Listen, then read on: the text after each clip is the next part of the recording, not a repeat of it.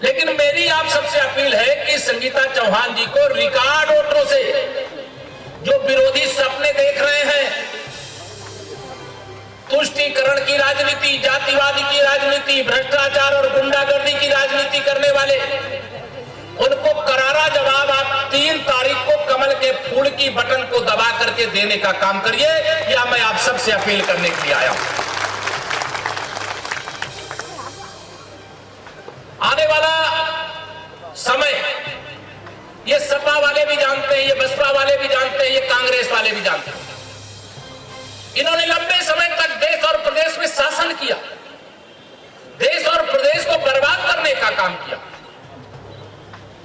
60 साल में कांग्रेस केंद्र में कुछ नहीं कर सकी, वो मोदी जी के 6 साल पर सवाल खड़ा करती है।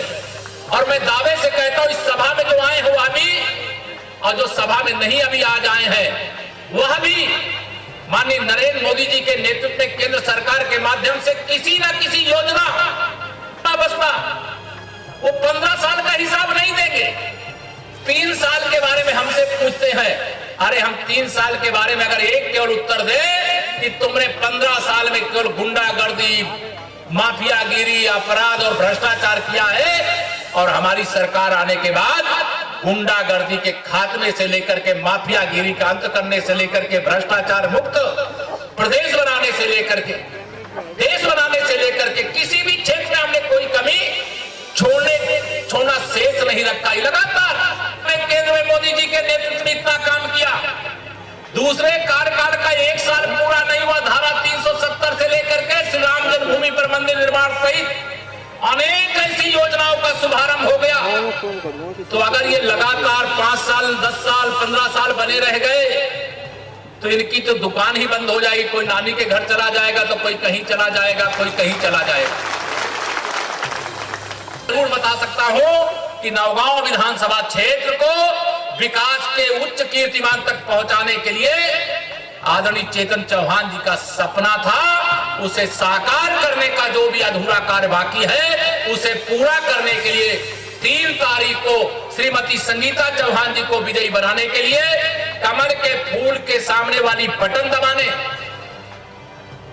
कमल के फूल के सामने वाली बटन दबाने और 10 तारीख को की गिनती। हमारे बहुत परम मित्र हैं लक्ष्मी जी, न साइकिल में बैठ करके आती हैं, न हाथी में बैठ के आती हैं, न पंजे में बैठ के आती हैं। लक्ष्मी जी कमल के फूल पर बैठ करके आती हैं। और यह जो भी सपने देख रहे हो, ये अलग अलग लड़े और चाहे मिल करके लड़े, या दलितों का विरोध करें, पिछड़ों का विरोध करें, या समाज को लड़ाने की कोशिश करें, इन विरोधियों की कोई भी साजिश सफल होने वाली नहीं है।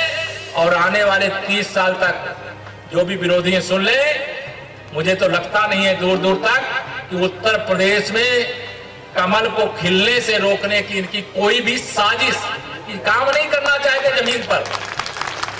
जमीन पर इनके पास कुछ है क्या बताओ? आपस में लड़ाने, भड़काने कुछ है क्या इनके पास इसके अलावा? लेकिन भारतीय जनता पार्टी का हमारा एक कार्यकर्ता बूथ पर एक जिम्मेदार कार्यकर्ता के रूप में मोर्चा संभाल करके खड़ा है और समाज का पूरा समर्थन मिल रहा है। इसलिए मैं आप सबको यह आह्वान कर रहा हूं कि 3 तारीख को जाइए, सब कुछ भूल याद रखिए नरेंद्र मोदी और कमल का फूल। इतना ही निवेदन करके 10 तारीख को विधायक बना करके भेजने की जिम्मेदारी देकर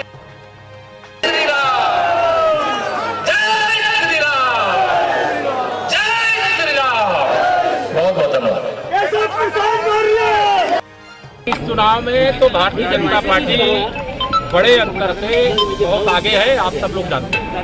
हमें समर्थन के आधार पर विजय ना 2014 में मिली थी, ना 17 में मिली थी, ना 19 में मिली है, ना 20 में मिलेगी, ना 22 में मिलेगी।